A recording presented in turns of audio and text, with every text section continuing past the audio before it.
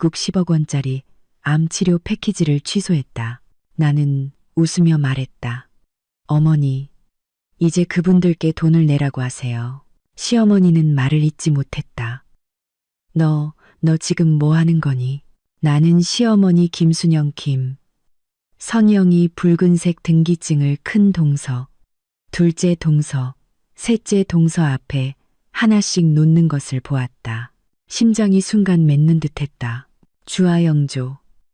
이것이 양씨 집안에 5년 동안 머무른 대가인가. 설날 가족 모임, 화려하게 장식된 빌라 식당 안에서 수정 샹들리의 불빛은 냉소적일 정도로 부드러웠다. 남편 양준호가 내 옆에 앉아 테이블 아래로 내 다리를 살짝 건드렸다. 준호야. 시어머니 김순영은 목소리가 우렁찼다. 금과 은으로 치장한 그녀의 손가락이 테이블 위에 놓인 붉은 등기증을 가리켰다. 이 몇 년 동안 새며느리가 나를 극진히 모셨으니 상을 줘야지. 이것은 시내 중심가의 아파트 세 채다. 작은 성의 표시지. 큰 동서 이정은 항둘, 둘째 동서 박원영 원영, 셋째 동서 장민아의 얼굴에 꽃이 핀 듯 환해졌다. 입에서는 감사합니다. 어머니라는 말이 꿀이 떨어질 듯 달콤하게 흘러나왔다. 아영아. 시어머니는 마침내 나를 보았다. 시선이 불안정하게 흔들렸다. 너는 시집 온 지 5년밖에 안 됐으니 조급해하지 마. 앞으로 기회는 많다. 식탁 위에는 일순간 정적이 흘렀다. 5년. 내가 양씨 집안에 들어온 지 얼마 안 되어 시어머니는 췌장암 진단을 받았다. 의사는 국내에서는 희망이 없다고 했다. 밤을 새워 미국 최고의 의료기관에 연락하고 가장 선진적인 치료 계획을 마련한 것은 나였다. 10억 원의 치료비. 나는 눈 하나 깜짝하지 않고 지불했다. 그런데 이제 그녀는 앞으로 기회가 많다고 말한다. 양준호가 막 입을 열려는 순간 나는 그의 손을 눌렀다. 어머니 말씀이 맞아요. 나는 미소를 지으며 술잔을 들었다. 저는 젊으니 서두르지 않겠습니다. 나는 큰 동서의 콧방귀 뀌는 소리가 거의 들릴 뻔했다. 저녁 식사 후 새 동서는 거실에 모여 등기증을 비교하며 속삭였다. 목소리는 크지도 작지도 않게 딱 부엌까지 흘러들어왔다. 아영이 이번에 정말 짠하네. 5년 동안 시키는 대로 다 했는데 결국 아무것도 못 건졌잖아. 시어머니 아프실 때 그렇게 유능하게 여기저기 연락하고 다니더니. 그러니까 여자들은 너무 강할 필요가 없어. 소용없다니까. 나는 무덤덤하게 설거지를 했다. 수돗물은 차가웠다. 양준호가 들어와 뒤에서 나를 안았다. 여보, 미안해. 어머니가 이렇게 하실 줄은 정말 몰랐어. 괜찮아. 나는 손을 닦았다. 당신 먼저 가서 어머니 옆에 있어. 나 좀 피곤해서 혼자 있고 싶어. 침실로 돌아와 문을 잠갔다. 나는 이 변호사에게 전화를 걸었다. 전화를 끊었을 때 내 손은 약간 떨렸다. 긴장해서가 아니라 5년 동안 쌓인 억울함이 마침내 출구를 찾았기 때문이다. 10억 원, 3번의 수술, 수많은 항암 치료, 5년. 어떤 이들의 눈에는 이 모든 것이 당연한 것이었나 보다. 15분 후 거실에서 시어머니의 날카로운 목소리가 들려왔다. 뭐라고? 취소됐다고. 말도 안 돼. 나는 천천히 아래층으로 내려갔다. 새 동서는 어리둥절한 표정이었다. 시어머니는 전화기를 붙잡고 중개인에게 소리를 지르고 있었다. 어머니, 무슨 일이세요? 내 목소리는 나조차 놀랄 만큼 평온했다.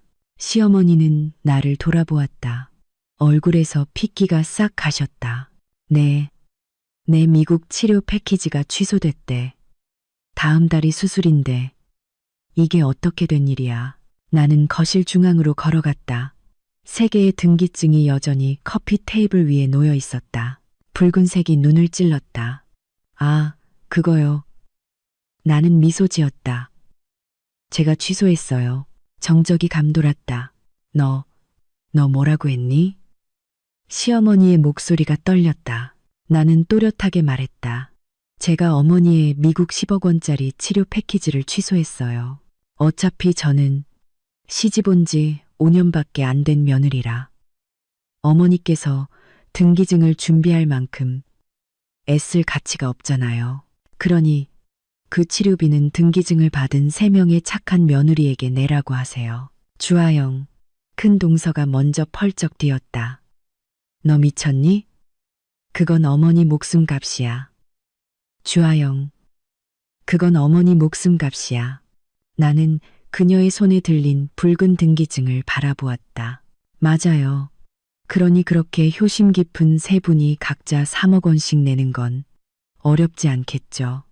어머님이 각자에게 아파트를 한 채씩 주셨는데 말이죠. 시어머니는 소파에 주저앉아 손가락으로 나를 가리키면서도 말이 나오지 않았다. 양준호가 서재에서 뛰쳐나와 이 장면을 보고 문간에 멈춰섰다. 준호야, 내 아내 좀 어떻게 해봐. 둘째 동서가 소리쳤다. 나는 현관으로 걸어가 외투를 집어들었다.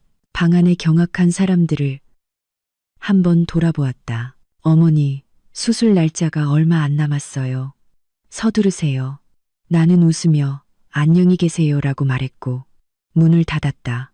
문이 닫히는 순간 안에서는 시어머니의 울음소리와 욕설이 들려왔지만 나는 전례 없는 해방감을 느꼈다. 나는 차를 몰아 한강변으로 향했다. 깊은 밤에 강바람이 매서웠다. 외투를 단단히 여미고 강 건너편의 불빛들을 바라보았다. 주머니 속에 휴대폰이 쉴 새 없이 울렸다. 양준호에게서 17통, 시어머니에게서 5통, 심지어 우리 아버지에게서도 1통. 나는 아무도 받지 않았다. 5년 전에 나는 바보같이 우스웠다. 양준호와 결혼한 지 얼마 되지 않아 시어머니는 췌장암 말기 진단을 받았다. 국내 병원에서는 거의 사형 선고나 다름없었다. 양준호는 안절부절 못했고 세동서는 입으로는 방법을 찾는다고 하면서 뒤로는 유산 분배를 계산하고 있었다. 밤을 새워 미국 존스 홉킨스 의대에 있는 동창에게 연락하여 닥터 리처드슨을 찾아낸 것은 나였다. 결혼 전에 부모님이 내게 사준 작은 아파트를 담보로 잡혀 초기 치료비를 마련한 것도 나였다. 낯선 나라에서 통하지 않는 언어와 복잡한 의료 시스템에 혼자 대응하며 시어머니를 모시고 미국을 3번이나 오간 것도 나였다. 미국에서 돌아올 때마다 세동서는 어머니, 미국 재미있었어요? 라고만 물었고 시어머니는 아영이가 일을 꽤 꼼꼼하게 처리하더구나 라고만 말했다.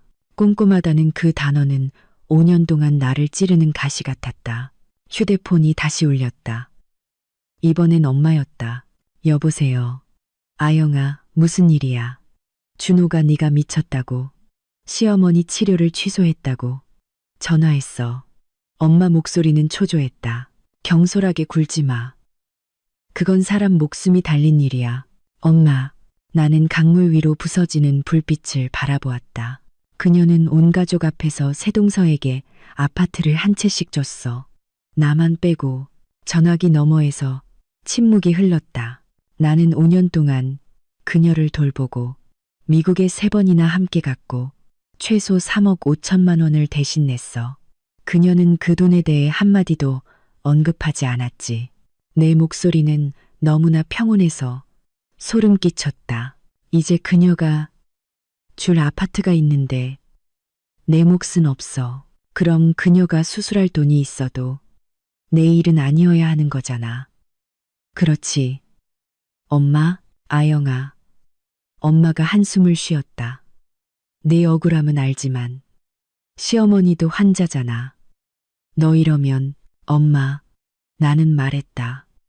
췌장암에 걸린 지 5년 동안 재발이 없다는 건 기적이에요. 닥터 리처드슨이 상태가 안정되었으니 일반적인 치료로 전환해도 된다고 했어요. 제가 취소한 건 그 가장 비싼 맞춤형 패키지였지. 치료 자체를 못하게 한 게 아니에요. 전화를 끊고 마침내 양준호의 전화를 받았다. 여보, 어디야? 너 미쳤어. 안 미쳤어. 그는 거의 소리를 질렀다. 나 한강변에 있어. 나한테 욕할 거면 지금 끊을게. 끊지 마. 그는 헐떡였다. 네가 지금 뭘 하는지 알고는 있어? 우리 엄마야. 알아. 내가 말했다. 그리고 나도 알아. 그분은 내가 5년의 청춘과 3억 5천만 원의 사재를 털어 모신 시어머니라는 것도. 양준호, 내가 뭘 잘못했는지 말해봐. 전화기 너머는 다시 침묵했다. 5년 동안 당신 어머니께 무슨 일이 있을 때마다 내가 나섰어. 당신 세 형제와 동서들은 뭐 했어? 유산 기다리면서 얼마나 받을지 계산했지. 내 목소리가 떨리기 시작했다. 슬픔이 아니라 분노였다. 이제 몸이 나아지니, 나눌 아파트가 생기니 나만 몫이 없어. 양준호, 만약 당신이 이게 공평하다고 생각한다면 우리 더 이상 할 말 없어. 그런 뜻이 아니야. 그의 목소리가 부드러워졌다.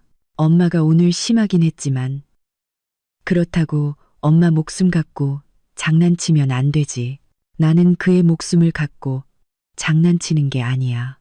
나는 냉소했다. 나는 그에게 세상에 공짜 점심은 없다는 걸 알려주는 것뿐이야. 그는 언제든지 다시 예약할 수 있어. 본인이 돈을 내거나 아니면 그가 방금 준 아파트 등기증을 담보로 잡고 3명의 착한 며느리에게 10억 원을 내라고 하면 돼. 당신도 알잖아. 동서들이 그 돈을 낼 리 없다는 거. 그럼 당신 어머니께 물어봐야지. 왜 아파트를 그들에게만 줬는지. 나는 전화를 끊고 전원을 껐다. 새벽 2시. 나는 양준호와 나의 아파트로 돌아왔다. 그는 없었다. 아마 시어머니 댁으로 돌아갔을 것이다. 잘 됐다. 공간이 필요했다. 샤워를 하고 컴퓨터를 켰다. 5년 동안의 모든 의료 기록, 계좌이체 영수증, 간병 기록을 불러왔다. 한 페이지, 한 줄. 충격적인 금액이었다. 나는 3억 5천만 원을 썼고 미국에 가기 위해 47일의 연차를 냈으며 미국 병원에서 3번의 크리스마스를 보냈다. 그리고 오늘 나는 고맙다는 말 한마디 들을 자격조차 없었다. 새벽 4시. 문이 열리고 양준호가 들어왔다. 얼굴에 피로가 가득했다. 여보, 이야기 좀 해. 뭘 이야기해? 나는 돌아보지 않고 계속 서류를 정리했다. 어머니는 그가 다가와 컴퓨터 화면의 기록을 보고는 멈칫했다. 이게 지난 5년 동안 내가 당신 어머니께 쓴 돈 한 푼 한 푼, 낸 휴가 하루하루야. 나는 화면을 가리켰다. 양준호, 내가 당신네 집안에 뭘 빚졌는지 말해봐. 그는 입을 뻐끔거렸지만 말이 나오지 않았다. 오늘 전까지 나는 이 돈을 계산할 생각조차 안 했어. 우리는 가족이라고 생각했으니까 따지지 않았지. 그런데 이제 보니 나만 당신들을 가족으로 여겼고 당신들은 나를 현금 인출기, 무료 간병인으로 여겼더군. 우리 엄마가 정신이 오락가락해서 그래. 그가 변명하려 했지만 목소리는 점점 작아졌다. 정신이 오락가락해도 새 며느리한테 아파트를 줄 줄은 아네. 나는 웃어버렸다. 양준호, 스스로를 속이지 마. 당신 어머니 눈에 나는 단 한 번도 양씨 집안 사람이 아니었어. 그냥 쓰기 좋고 공짜인 노동력일 뿐이었지. 갑자기 휴대폰이 울렸다. 시어머니의 번호였다. 스피커폰을 켰다. 주아영, 이 독한 년. 시어머니의 목소리는 날카롭고 귀를 찔렀다. 당장 그 패키지 원상복구시켜. 안 그러면 내가 준호한테 너랑 이혼하라고 할 거야. 어머니, 나는 평온하게 말했다. 등기증 받은 새 며느리한테 돈을 내라고 하세요. 그리고 준호가 저랑 이혼할지 안 할지는. 나는 양준호를 힐끗 보았다. 그가 결정할 일이죠. 네가 감히 준호가 널 선택하고 날 선택 안 할 거라고 생각해? 난 그의 엄마야. 그럼 한번 해보세요. 나는 전화를 끊었다. 양준호의 얼굴은 흑빛이 되었다. 꼭 이렇게까지 해야 해. 내가 소란 피우는 거야. 아니면 당신네 양씨 집안이 너무한 거야. 나는 일어섰다. 그와 눈을 마주쳤다. 양준호, 오늘 확실히 말할게. 하나, 당신 어머니가 내게 합당한 몫을 공평하게 주거나, 둘, 그 10억 원 치료비. 나는 한 푼도 안 낼 거야. 그리고 당신 어머니 치료는 당신 세 형제와 동서들이 알아서 하게 해. 그들이 어디 그럴 돈이 있어. 그럼 오늘 아파트 받을 때는 왜 그 돈이 생각 안 났을까? 나는 냉소했다. 맞다. 명심해. 어머니 수술이 다음 달이야. 패키지를 다시 예약하려면 최소 2주가 걸려. 당신은 빨리 결정하는 게 좋을 거야. 나는 가방을 들고 밖으로 나섰다. 어디가? 호텔 갈 거야. 나는 문 앞에서 돌아섰다. 당신과 당신 어머니가 생각이 정리되면 그때 이야기해. 만약 엄마가 끝까지 내게 아파트를 안 주면 나는 웃었다. 그것은 그날 밤 내가 지은 가장 진심 어린 미소였다. 그럼 지켜봐. 당신의 착한 세 형제와 동서들이 집을 팔아 어머니를 구할지. 문이 닫히는 순간 안에서 무언가 깨지는 소리가 들렸다. 나는 회사 근처 호텔에 투숙했다. 휴대폰은 이틀 동안 꺼두었다. 사흘째 아침에 전원을 켜니 부재중 전화 47통이 와 있었다. 대부분 양준호의 것이었고 시어머니와 새동서에게서도 10통이 넘게 와 있었다. 흥미롭게도 세시아 주버니에게서는 전화 한 통도 없었다. 예상했던 바였다. 나는 먼저 내 비서에게 전화했다. 김 비서, 우리 시어머니 김순영 씨 명의로 지금 아파트가 몇 채나 남아있는지 위치와 대략적인 시세 좀 알아봐줘. 빨리 해. 하지만 네가 조사하는 건 아무도 모르게. 알겠습니다. 주 전무님. 나는 무역회사의 전무였다. 이 몇 년 동안 일궈놓은 인맥과 자원은 양씨 집안이 상상하는 것보다 훨씬 넓었다. 김 비서는 5년 동안 나와 함께 했고 일 처리가 믿을만했다. 1시간 후 자료가 내 이메일로 전송되었다. 역시나 시어머니 명의로 2채의 부동산이 더 있었다. 한 채는 현재 거주하는 빌라로 시가 약 20억 원이었다. 다른 한 채는 시내 중심 상가로 약 15억 원 가치였다. 새 며느리에게 준 아파트는 한 채당 5억 원 정도였다. 즉, 시어머니의 재산은 20억 원이 넘게 남아 있었지만 5억 원짜리 아파트 한 채조차 내게 줄 수 없다고 한 것이다. 나는 웃었다. 웃다가 눈시울이 뜨거워졌다. 휴대폰이 또 울렸다. 이번엔 아버지였다. 아영아, 내 시어머니가 어제 우리 집에 왔었단다. 아버지 목소리는 무거웠다. 울고불고 하면서 네가 자기를 죽이려 한다고. 너 좀 말려달라고 하더구나. 아버지께서는 뭐라고 하셨어요? 내 엄마가 내보냈단다. 아버지는 잠시 멈췄다. 아영아, 아버지는 내게 딱 하나만 물을게. 네가 치료를 취소한 게 아파트를 못 받아서니? 아니면 정말 그 패키지가 필요 없다고 생각해서니? 둘 다요. 나는 솔직하게 말했다. 아버지, 그 패키지는 1년 비용이 10억 원이지만 일반 치료 계획과 효과 차이가 10% 안 돼요. 전에는 제가 참고 돈을 냈어요. 왜냐하면 그가 제 시어머니, 즉 가족이라고 생각했으니까요. 하지만 이제 제가 그의 가족이 아니라는 걸 알았으니 이 호구가 될 필요는 없잖아요. 그럼 어떻게 할 생각이니? 아파트를 받은 3명의 착한 며느리들에게 돈을 내라고 할 거예요. 내가 말했다. 아니면 그분이 아파트 한 채를 팔아서 스스로를 구하거나 저는 그분을 치료하지 못하게 하는 게 아니에요. 다만 유일하게 돈과 노력을 바치는 바보가 되고 싶지 않을 뿐이죠. 아버지는 한참을 침묵했다.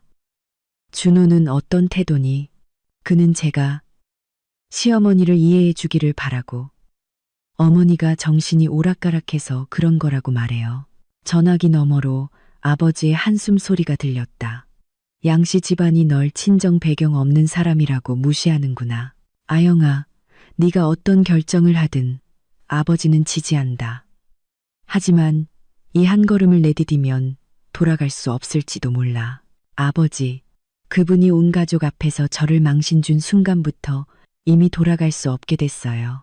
전화를 끊자마자 양준호의 전화가 걸려왔다. 여보, 이야기 좀 하자. 온 가족이 널 기다리고 있어. 그의 목소리는 쉬어 있었다. 날 기다려. 내가 돌아가서 계속 호구가 되기를 기다리는 거지. 엄마가 잘못을 인정했어. 오늘 가족 회의를 열어서 이 문제를 해결하려고 해. 나는 시간을 확인했다. 좋아. 30분 뒤에 도착할게. 나는 그들이 이 연극을 어떻게 끌고 갈지 궁금했다. 30분 후 나는 시어머니 댁 빌라의 문을 열고 들어섰다. 거실에는 시아버지, 시어머니, 양준호, 그리고 세 시아주버니와 동서들이 모두 앉아 있었다. 모두가 장례식을 치르는 듯 엄숙한 표정이었다. 아영아, 왔니? 시어머니는 억지로 미소를 지었다. 앉아라. 나는 앉지 않고 거실 중앙에 섰다. 회의 시작하죠. 큰 동서 이정은이 먼저 입을 열었다. 화해를 중재하는 듯한 모습이었다. 아영아, 우리 모두 가족인데 이렇게까지 해야겠니? 어머니가 그때는 생각이 짧으셨지만 그렇다고 어머니 병 가지고 장난치면 안 되지. 큰 동서, 나는 그녀의 말을 잘랐다. 손에 쥔 등기증은 잘 간직했어요. 저는 쓸데없는 소리 들으러 온 게 아니에요. 나는 모두를 훑어보았다. 오늘 해결해야 할 일은 두 가지예요. 첫째, 내 몫의 아파트는 언제 주실 건지. 둘째, 다음 달 어머니 수술비는 누가 낼 건지. 주아영. 셋째 시아주버니 양준수가 테이블을 치며 벌떡 일어났다. 너 너무한 거 아니야. 그건 엄마 돈이야. 엄마가 누구에게 주든 엄마 마음이지. 좋은 말이네요. 나는 고개를 끄덕였다. 그럼 어머니 치료비도 어머니가 누구에게 내라고 하든 어머니 마음이겠죠. 저랑 무슨 상관이 있어요. 너. 그는 말문이 막혔다. 시어머니는 다시 눈물을 훔치기 시작했다. 아영아, 엄마가 잘못했어. 엄마가 정신이 오락가락했어. 그 세채는 오래전에 주기로 약속했던 거라. 널 일부러 안 준 건 아니란다. 비꼬는 건가요? 나는 눈썹을 치켜떴다. 그럼 언제 주실 건데요? 그게... 시어머니는 눈동자를 굴렸다. 엄마 명의로 지금 당장 내줄 수 있는 아파트는 없어. 우선 병부터 낫고 나면, 즉, 저에게 줄 생각이 없다는 거군요. 나는 그녀의 말을 잘랐다. 좋아요. 그럼 두 번째 이야기로 넘어가죠. 다음 달 미국 수술비 10억 원. 누가 내실 건가요? 거실은 다시 싸늘한 침묵에 잠겼다. 큰 아주버님. 나는 양준철을 바라보았다. 그는 고개를 숙이고 차를 마셨다. 못 들은 척했다. 둘째 시아 주버니. 양준혁이 헛기침을 했다. 그게 우리 집은 요즘 자금 사정이 좀 어려워서. 셋째 시아주버니 양준수는 나를 노려보며 말했다. 나랑 무슨 상관이야. 엄마 병은 내가 계속 관리했잖아. 제가 5년 동안 관리했고 3억 5천만 원을 썼어요. 나는 휴대폰을 열어 TV 화면에 계좌 명세를 띄웠다. 이제 더 이상 하고 싶지 않아요. 누가 맡을 건가요? 맡고 싶은 분이 이어받으세요. 백지의 검은 글씨로 찍힌 액수는 모두를 침묵하게 했다. 아영아. 시아버지 양건우가 마침내 입을 열었다. 목소리가 늙고 지쳐 있었다. 내 억울함은 알지만 내 어머니 병은 미룰 수 없단다. 아버지, 저는 치료하지 말라고 한 적 없어요. 나는 평온하게 말했다. 다만 혼자 짊어지고 싶지 않을 뿐이죠. 7명의 자녀가 있으니 각자 1억 4천만 원씩 나누거나 아파트를 받은 세 동서가 각자 3억 3천만 원씩 내는 게 공평하죠. 제가 무슨 돈이 있다고. 큰 동서가 소리쳤다. 집을 팔면 되잖아요. 나는 미소 지었다. 어머니가 주신 아파트가 지금 5억 원 정도 한다면서요. 팔아서 치료비 내고도 1억 7천만 원이 남는데 얼마나 합리적이에요. 너 미쳤어. 그건 엄마가 나한테 준 아파트야. 그럼 당신은 눈 뜨고 어머니가 병들어 죽는 걸 볼 건가요? 나는 되물었다. 아니면 어머니는 저 같은 남의 집 며느리만 구해야 한다고 생각하는 건가요? 이 말은 모두의 얼굴에 비수가 되어 꽂혔다. 시어머니가 갑자기 일어섰다. 나를 가리키며 주아영, 네가 오늘 감히 그 패키지를 원상 복구시키지 않는다면 나는 준호에게 너와 이혼하라고 할 거야. 모두의 시선이 양준호에게 집중되었다. 그의 얼굴은 창백했고 입술은 떨렸다. 나를 봤다가 어머니를 봤다가 했다. 5초, 10초, 15초. 그는 아무 말도 하지 않았다. 좋아요. 알겠습니다. 나는 고개를 끄덕였다.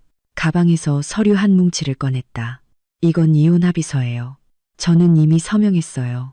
양준호, 당신도 서명하고 우리 좋게 헤어지죠. 나는 서류를 커피 테이블 위에 올려놓고 돌아섰다. 여보, 양준호가 마침내 정신을 차리고 달려와 나를 붙잡았다. 손 놔. 나는 돌아보지 않았다. 나는 이혼하자고 말 안 했어. 하지만 당신은 엄마가 잘못했다. 아파트는 내게 줘야 한다는 말도 못하잖아. 나는 그의 손을 뿌리쳤다. 양준호, 5년이야. 나는 당신이 내 편에 서주기를 5년 동안 기다렸어. 그런데 당신은 매번 나에게 이해해라, 양보해라고 했지. 나는 몸을 돌려 이 방 안의 양씨 집안 사람들을 바라보았다. 오늘 이 자리에서 분명히 말할게요. 하나, 사흘 안에 내 몫의 등기증을 가져오세요. 그럼 어머니 수술비는 제가 계속 책임질게요. 둘, 당신들이 스스로 어머니를 구할 방법을 찾으세요. 저는 이혼하고 떠날 거예요. 그리고 한마디 더. 나는 시어머니를 마지막으로 힐끗 보았다. 더 이상 병을 가지고 저를 협박하지 마세요. 당신이 정말 돈 때문에 치료를 못 받고 돌아가신다면 그건 당신의 세 착한 아들과 며느리들의 책임이지 저 주아영의 책임이 아니에요. 나는 빌라를 나섰다. 햇살이 눈부셨다. 호텔방에서 나는 차를 끓여 창가에 앉았다. 휴대폰이 진동했다. 김비서가 보낸 메시지였다. 주 전무님, 제가 조사한 것 외에 한 가지 더 있습니다. 시어머니가 새며느리에게 주겠다고 한 아파트 세 채. 아직 명의 이전이 안 됐습니다. 증여 계약서만 작성했을 뿐입니다. 세금을 납부해야 정식으로 명의 이전이 가능합니다. 내 눈이 번쩍 뜨였다. 세금은 얼마나 돼? 한 채당 대략 5천만 원 정도입니다. 그리고 증여 후 2년 안에 매도하면 20%의 양도소득세를 내야 합니다. 나는 웃었다. 결국 시어머니는 한 수 남겨둔 것이었다. 말로는 약속했지만 아직 완전히 내준 것이 아니었다. 새 동서가 들고 있는 것은 공수표에 불과했다. 휴대폰이 다시 울렸다. 이번에는 둘째 동서 박원영이었다. 아영아, 나 둘째 동서인데 그녀의 목소리에는 일부러 친한 척하는 기색이 역력했다. 우리끼리 이야기 좀 할 수 있을까? 둘째 동서, 무슨 이야기요? 네가 보기에도 어머니가 오늘 좀 심하셨지. 하지만 너무 맘 상하지 마. 다 가족인데 굳이 이혼까지 할 필요 있겠니? 그녀는 잠시 멈췄다. 사실 우리 셋이 상의를 좀 했는데 그 아파트 그냥 받지는 않을 거야. 어머니 병원비 우리가 조금씩 낼게. 어때? 조금씩이 얼마예요? 우리 집에서 3천만 원씩. 세 집 합쳐 9천만 원. 나머지는 네가 좀 더 보태. 나는 웃음을 참을 수 없었다. 10억 원의 치료비에 그들이 9천만 원을 내고 나에게 9억 1천만 원을 내라고. 게다가 그들은 5억 원짜리 아파트를 받고 나는 아무것도 못 받는다는 계산이었다. 둘째 동서, 나는 천천히 말했다.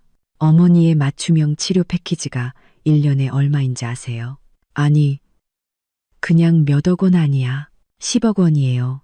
그것도 미국 달러로, 한화로 따지면 거의 130억 원에 육박해요. 나는 일부러 금액을 과장했다. 9천만 원으로 뭘 할 수 있을 것 같으세요? 전화기 너머로 숨을 들이마시는 소리가 들렸다. 그리고 큰 동서와 셋째 동서가 이 3천만 원씩 내는 것에 동의했는지 확실해요. 나는 계속해서 압박했다. 큰 시아주버님은 요즘 회사 자금 사정이 어렵다고 들었는데 셋째 시아주버님도 새 차 뽑느라 주머니 사정 안 좋을 텐데 그게. 그녀는 말을 더듬었다. 둘째 동서, 제가 조언 하나 해드릴게요. 나는 목소리를 낮췄다. 동서가 받은 아파트는 아직 명예 이전 안 됐죠.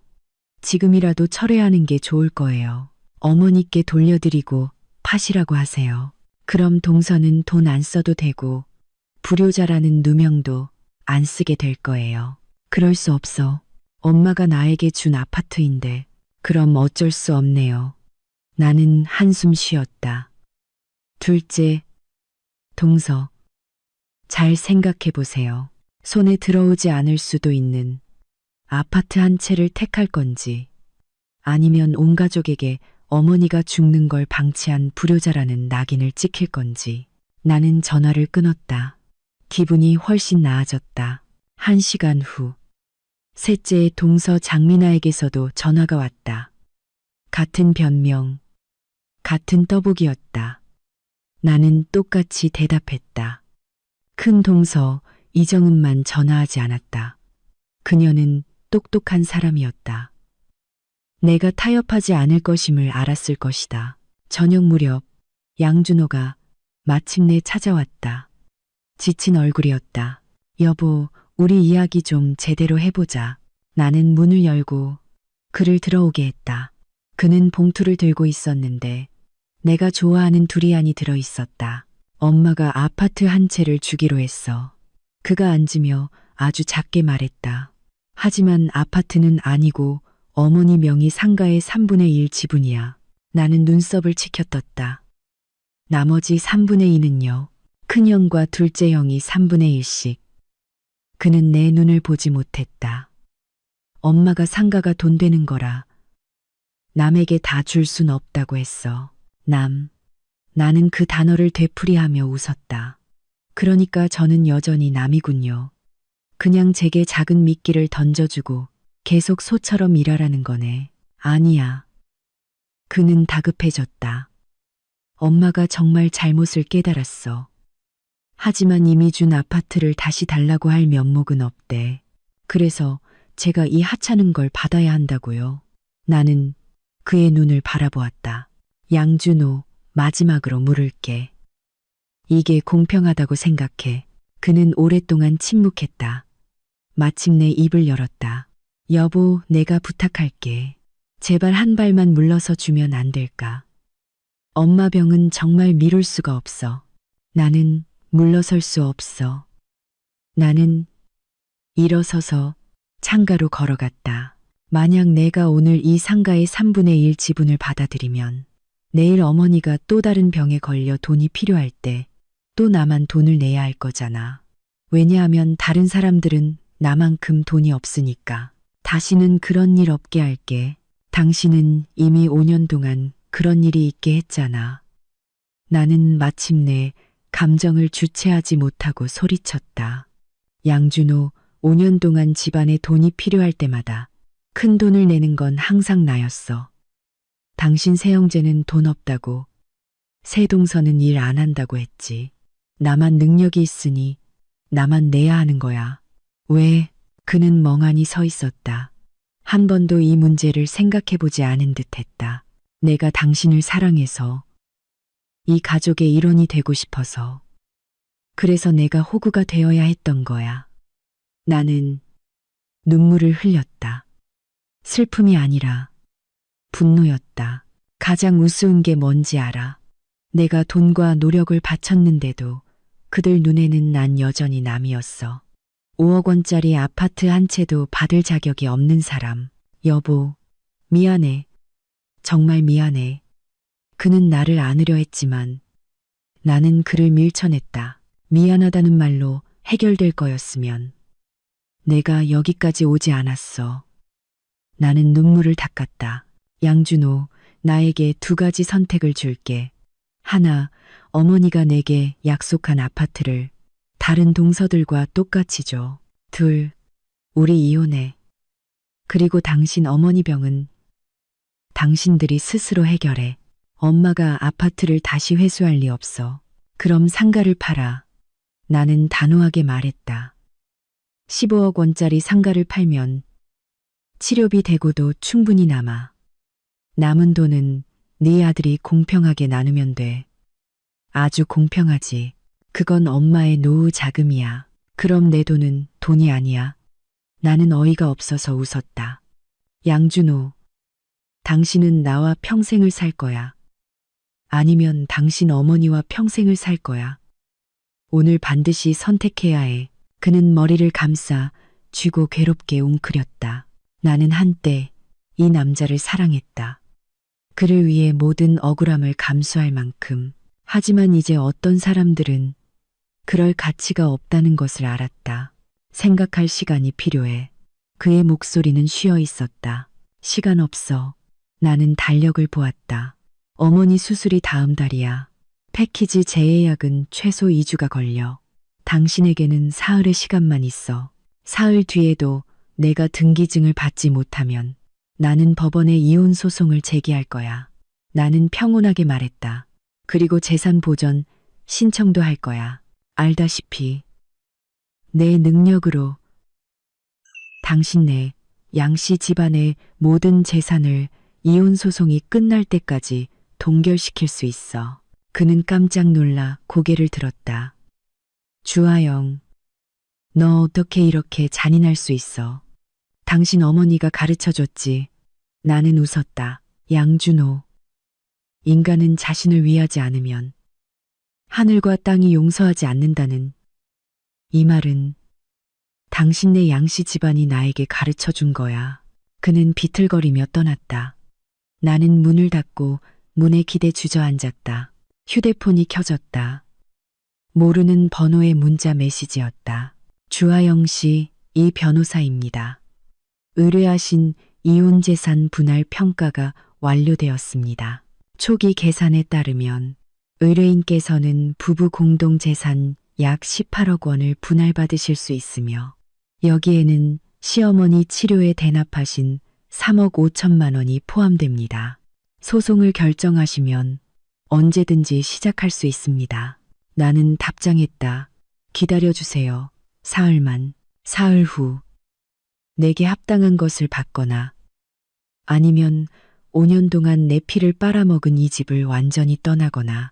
창밖으로 밤이 깊어졌다. 이 도시의 불빛은 밝았다. 모든 불빛 아래에서 사람들은 계산하고 몸부림치고 자신의 이익을 위해 싸우고 있었다. 오늘 밤 나는 마침내 그들 중 한 명이 되었다. 사흘째 아침 휴대폰 벨소리에 잠이 깼다. 시어머니였다. 그녀의 목소리는 며칠 전보다 훨씬 약했지만 여전히 고압적인 말투가 섞여 있었다. 아영아, 엄마가 생각해 봤어. 우린 모두 가족인데 이렇게까지 할 필요는 없잖아. 그녀는 잠시 멈췄다. 엄마가 네 큰 동서에게 준 아파트를 회수해서 네 명의로 돌려줄게. 이러면 되겠니? 나는 침대 헤드에 기대어 앉았다. 창밖의 아침 햇살은 미약했다. 어머니, 이게 공평하다고 생각하세요? 큰 동서에게 이미 손에 넣은 아파트를 내놓으라고 하면 그가 어머니를 원망하지 않겠어요? 그럼 어떻게 해야 하니? 그녀는 다급해졌다. 상가는 네가 또 마음에 안 든다고 했고 제가 원하는 건 간단해요. 나는 몸을 바로 세웠다. 첫째, 저와 새 동서가 동등하게 같은 가치의 부동산을 받게 해주세요. 둘째, 어머니의 남은 치료비는 네 아들이 공평하게 분담하세요. 전화기 너머로 침묵이 흘렀다. 그녀의 거친 숨소리가 들리는 듯했다. 아영아, 너는 엄마를 죽이려고 하는구나. 그녀는 울기 시작했다. 준철이나 준혁이가 무슨 돈이 있니? 그럼 집을 파세요. 나는 가차없이 말했다. 어머니 명의로 빌라와 상가가 남아있잖아요. 아무거나 하나 파시면 치료비는 물론이고 노후 자금도 충분해요. 그건 안 돼. 빌라는 너희 아버지랑 노후에 살 집이고 상가는 월세 받는 건데 어떻게 팔아? 그녀는 즉시 반박했다. 바로 이것이 그녀의 진심이었다. 며느리가 돈과 노력을 바치는 것은 괜찮지만 자신의 노후 자금은 한 푼도 깎일 수 없다는 것. 그런 방법이 없네요. 나는 말했다. 어머니 잘 생각해 보세요. 돈이 중요해요? 아니면 목숨이 중요해요? 저 출근해야 하니 끊을게요. 잠깐. 그녀가 나를 불렀다. 오늘 점심에 집으로 와. 얼굴 보고 이야기하자. 나는 그들이 이 연극을 어떻게 계속할지 보고 싶었다. 점심에 나는 시어머니 댁의 정시에 도착했다. 이번에는 사람이 더 많았다. 양씨, 가족 외에 세동서의 친정 식구들까지 와 있었다. 대단한 진용이었다. 아영아, 왔니? 시어머니는 오늘따라 유난히 친절했다. 와서 상석에 앉으렴. 괜찮아요. 저는 여기 앉을게요. 나는 문에서 가장 가까운 자리를 택했다. 식탁은 음식으로 가득했지만 분위기는 마치 최후의 만찬 같았다. 오늘 모두를 부른 건 우리 집안의 갈등을 해결하기 위해서란다. 시어머니는 일부러 지친 목소리로 말문을 열었다. 아영이가 내가 편애해서 아파트를 안 준 것에 대해 섭섭한 마음이 크다는 걸 알고 있어. 어머니, 서로는 그만하고 바로 해결책을 말씀해 주세요. 나는 그녀의 말을 잘랐다. 모두의 시선이 내게 집중되었다. 세동서의 친정 식구들은 나를 괴물 보듯 했다. 그러니까. 시어머니가 헛기침을 했다. 나는 내 빌라를 준호 명의로 넘겨주기로 결정했단다. 그럼 너희 부부가 그 집에서 살고 준호가 그 집을 담보로 잡거나 팔아서 내 치료비를 대는 건 어떻겠니? 나는 웃었다. 어머니의 계산이 참 빠르시네요. 빌라를 아들에게 주고 저에게 돈을 내라고 강요하면 결국 집은 당신 아들 명의로 남고 저는 한 푼도 분할받지 못한다는 계산이군요. 너 이 아이 말하는 것 좀 봐. 큰 동서의 어머니가 테이블을 치며 일어섰다. 어른이 집을 주는 건 인정이고 안 주는 건 본분이야. 그런데 네가 감히 노인의 병을 가지고 협박을 해? 양심이 있니 없니? 아주머니 말씀이 맞아요. 나는 고개를 끄덕였다. 그럼 역으로 제가 돈을 내서 치료하는 건 인정이고 안 내는 건 본분이죠. 지금 무슨 입장에서 저를 비난하시는 거죠? 노부인은 말문이 막혔다. 셋째 동서의 아버지도 일어섰다. 주아영 씨, 듣자 하니 대기업 임원이라고 하던데 수입이 적지 않다면서 시어머니가 아픈데 능력이 있으면서 돕지 않으면 밖에 소문나서 손가락질 받을까 두렵지 않소. 그럼 당신 따님은 시어머니에게 5억 원짜리 아파트를 받고도 치료비 한 푼 안 내는데 그것도 소문나서 손가락질 받는 게 두렵지 않나요? 나는 되물었다. 아니면 당신 눈에는 며느리는 무조건적으로 희생해야 하고 아들과 며느리는 앉아서 이득만 취해야 한다고 생각하시나요? 거실은 아수라장이 되었다. 그만. 시아버지 양건우가 갑자기 큰 소리로 외쳤다. 그는 시어머니를 돌아보았다. 순영, 오늘 이 자리에서 분명히 말할게. 내 아들 며느리 넷을 공평하게 대하거나 아니면 내 병은 치료하지 마. 나는 이런 불명예스러운 짓은 못 보겠다. 여보, 시어머니의 얼굴이 새하얘졌다. 아버지 말씀이 맞아요. 그동안 침묵하던 큰 시아주번이 양준철이 마침내 입을 열었다. 어머니, 이번 일은 어머니가 잘못하셨어요. 아영이가 그동안 집안에 얼마나 헌신했는지 저희 다 알고 있어요. 아영이 마음을 이렇게 상하게 하시면 안 되죠. 나는 놀라 그를 바라보았다. 이 연극이 점점 흥미로워졌다. 형, 무슨 소리야? 셋째 시아주버니 양준수가 발끈했다. 설마 이미 준 아파트를 다시 달라고 하겠다는 거야? 그럼 어떻게 할 건데? 큰 시아주버니가 그를 노려보았다. 엄마 병 치료 안 할 거야. 상가 팔면 되잖아. 둘째, 동서가 끼어들었다. 상가 팔면 엄마 월세 수입이 없어지는데 나중에 노후는 어떻게 하려고. 맞아. 셋째 동서가 동조했다. 게다가 우리가 왜 아파트를 포기해야 해. 엄마가 자진해서 준 건데. 장면은 완전히 통제불능이 되었다. 세동서는 자신의 아파트를 지키기 위해 남편들과 싸웠고 그들의 친정 식구들까지 싸움에 끼어들어 서로를 불효자라고 비난했다. 나는 냉정한 시선으로 이 난장판을 바라보았다. 이것이 바로 인간의 본성이었다. 이익이 충분히 크면 가족애나 효심 따위는 산산조각 났다. 모두 그만. 양준호가 갑자기 일어섰다. 목소리는 쉬어 있었다. 돈은 내가 낼게.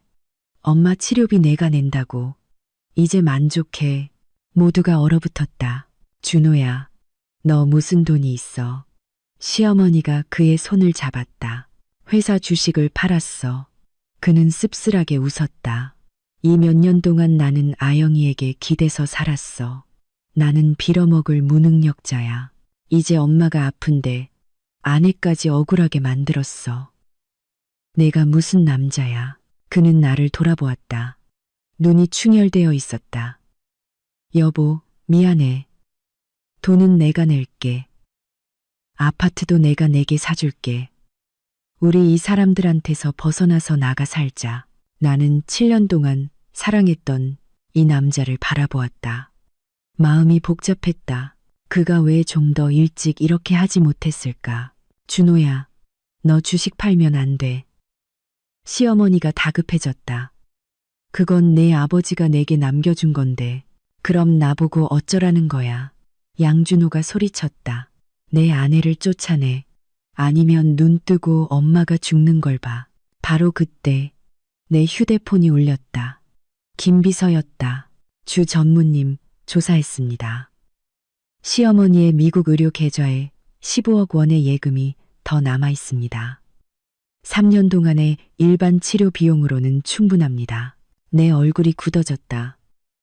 뭐라고? 다시 말해봐. 네, 예비 자금이 계속 있었던 겁니다. 그 맞춤형 패키지가 비싸긴 하지만 필수는 아닙니다. 계좌의 돈만으로도 일반 치료는 충분합니다. 나는 전화를 끊고 시어머니를 향했다. 그녀는 무언가 눈치챘는지 눈빛이 흔들렸다. 어머니. 나는 천천히 일어섰다. 어머니의 미국 의료 계좌에 15억 원이 들어있죠. 정적이 감돌았다. 뭐? 15억 원. 양준호는 멍하니 나를 보다가 어머니를 보았다. 어머니 계좌에 치료할 돈이 충분히 있었는데도 계속 저에게 내라고 하신 거군요. 이 5년 동안 제가 대납한 3억 5천만 원도 갚아줄 생각이 없었던 거고요. 맞나요? 나는 무슨 말 하는지 모르겠다. 시어머니는 당황했다. 은행 거래 내역서를 출력해 드릴까요? 나는 휴대폰을 들었다. 아니면 제가 닥터 리처드슨에게 직접 전화해서 물어볼까요? 아영아. 그녀는 소리 질렀다. 엄마가 일부러 그런 건 아니야. 그 돈은 비상금으로 남겨둔 거였어. 비상금? 나는 웃었다. 눈물이 나올 지경이었다. 그럼 제 돈은 돈이 아니고 제가 당신들의 현금 인출기가 되어야 했던 거군요. 주아영, 너 너무한 거 아니야. 셋째 시아주버니가 또 테이블을 치려 했다. 내가 너무해. 나는 그에게 몸을 돌렸다. 당신 어머니 계좌에 15억 원이 있었어요. 본인 치료비로 충분한 돈이죠. 그런데도 말하지 않고 제가 돈을 모으고 아파트를 담보로 잡는 동안 가만히 지켜봤어요. 제가 바보처럼 희생하는 동안 대체 누가 너무한 거죠? 이제 세동서까지 충격에 빠졌다. 엄마, 이게 정말이에요. 큰 동서의 목소리가 떨렸다. 시어머니는 소파에 주저앉아 말을 잇지 못했다. 그러니까 나는 눈물을 닦고 이 방의 사람들을 바라보았다. 처음부터 돈이 필요했던 건 어머니가 아니었고 아파트가 필요했던 것도 제가 아니었어요. 어머니는 그저 누구에게서 더 많은 것을 뜯어낼 수 있는지 시험하고 싶었던 거죠. 이 몇 년 동안 당신은 아프고 약한 척하며 온 가족이 당신 주위를 돌게 했어요. 새 아들과 며느리들이 돈을 안 내니 앙심을 품고 아파트를 주지 않은 거고요. 저는 바보였어요. 돈과 노력을 바치니 저를 호구로 보고 아파트 한 채도 아까워한 거고요. 나는 가방을 들고 문으로 걸어갔다. 양준호, 나는 돌아보지 않았다. 당신 어머니 계좌의 돈은 10년은 더 살 수 있을 만큼 충분해. 저 3억 5천만 원은 법적 절차를 통해 돌려받을 거야. 그리고 이혼합의서는 이미 서명했어. 당신은 언제든지 서명하면 돼. 여보, 안 돼. 그가 따라왔다. 만지지 마. 나는 그의 손을 뿌리쳤다. 지금부터 나와. 당신네 양씨 집안은 남이야. 나는 빌라를 나섰다. 햇살이 눈이 아프게 비쳤다. 이번에는 정말 끝이었다. 7년의 청춘, 5년의 결혼 생활, 3억 5천만 원으로 산 교훈은 평생 잊지 않을 것이다. 나는 결혼 전에 샀던 작은 아파트로 돌아왔다. 남양 60제곱미터, 햇살이 좋았다. 5년 전 시어머니 치료비를 마련하기 위해 이 집을 팔 뻔했다. 지금 생각하니 정말 아이러니였다. 정리를 마치자마자 초인종이 울렸다. 양준호였다. 그는 문 밖에 서 있었다. 수염은 덥수룩했고 눈은 핏발이 서 있었다. 들어가도 될까? 그의 목소리가 쉬어 있었다. 나는 옆으로 비켜서서 그를 들어오게 했다. 그는 이 작은 공간을 둘러보더니 씁쓸하게 웃었다. 여기 살 바에야 우리 집으로 돌아오지. 거기는 내 집이 아니야. 나는 그에게 물을 따라주었다. 무슨 일인지 용건만 말해. 그는 가방에서 서류를 꺼냈다. 이건 엄마의 의료 계좌 내역서야. 사람 시켜서 조사했어. 정말 15억 원이 있어. 세 계좌에 나눠서 5년 전부터 조금씩 입금했더군. 나는 서류를 받아 한 페이지씩 넘겨보았다. 가장 오래된 입금 기록은 시어머니가 진단받은 지 한 달 후였다. 그는 처음부터 우리 모두를 속인 거야. 양준호는 머리를 감싸 쥐었다. 목이 메었다. 의사는 엄마 병이 심각하지만 5년 생존율이 30%는 된다고 했대. 그런데 그는 일부러 병이 더 심각한 것처럼 말해서 우리 모두가 자기가 곧 죽을 거라고 믿게 한 거야. 그리고는 나는 평온하게 물었다. 그리고는 돈을 요구하고 관심을 요구하고 모든 사람의 집중을 요구할 수 있게 된 거지. 그는 씁쓸하게 웃었다.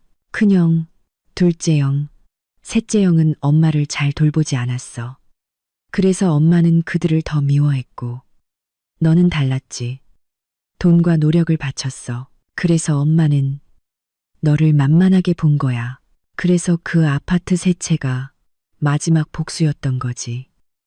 불효한 새아들과 며느리에게는 집을 주면서 너무 바보같이 잘해준 나에게는 복수한 거야. 양준호가 고개를 들었다. 눈이 충혈되었다. 여보, 나는 정말 몰랐어. 엄마가 이렇게까지 심할 줄은 이제 알았으니 나는 서류를 내려놓았다. 어떻게 할 생각이야? 그는 입을 뻐끔거렸지만 말이 나오지 않았다. 당신 아직 서명 안 했어. 나는 이혼 합의서를 말했다. 이혼하고 싶지 않아. 그는 내 손을 잡았다. 여보, 한 번만 더 기회를 줘. 내가 정말 바뀔게. 정말이야. 어떻게 바꿀 건데? 나는 손을 뺐다. 당신 어머니에게 돈을 돌려주라고 할 수 있어? 아니면 시간을 되돌려서 당신 어머니가 나를 괴롭힐 때 당신이 내 편에 서게 할 수 있어. 그는 침묵했다. 양준호, 나는 당신에게 5년의 시간을 줬어. 나는 창가로 걸어갔다. 5년, 1825일. 나는 매일 기다렸어. 당신이 언젠가, 엄마, 아영이가 힘들어요. 그만 괴롭히세요. 라고 말해주기를. 하지만 당신은 단 한 번도 그러지 않았어. 일부러 그런 건 아니야. 나는 그냥 우리 엄마니까, 날 낳고 길렀으니까 그게 힘든 줄만 알았지. 그럼 나는 그를 돌아보았다. 우리 부모님은 나를 낳고 기르는 게 쉬웠을까?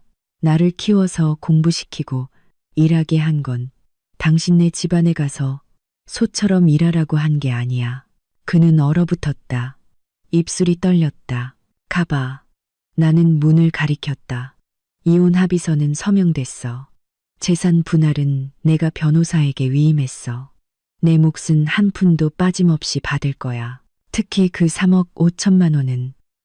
나는 또렷하게 말했다. 그건 내 결혼 전 재산이니까. 돌려받을 권리가 있어. 그는 비틀거리며 떠났다. 문이 닫히는 순간 나는 벽에 기대 주저앉아 마침내 울음을 터뜨렸다. 그가 아니라 바보같이 5년 동안 헌신했던 나 자신을 위해서였다. 휴대폰이 울렸다. 큰 동서 이정은이었다. 나는 눈물을 닦고 전화를 받았다. 아영아, 우리 만날 수 있을까? 우리 둘이서만.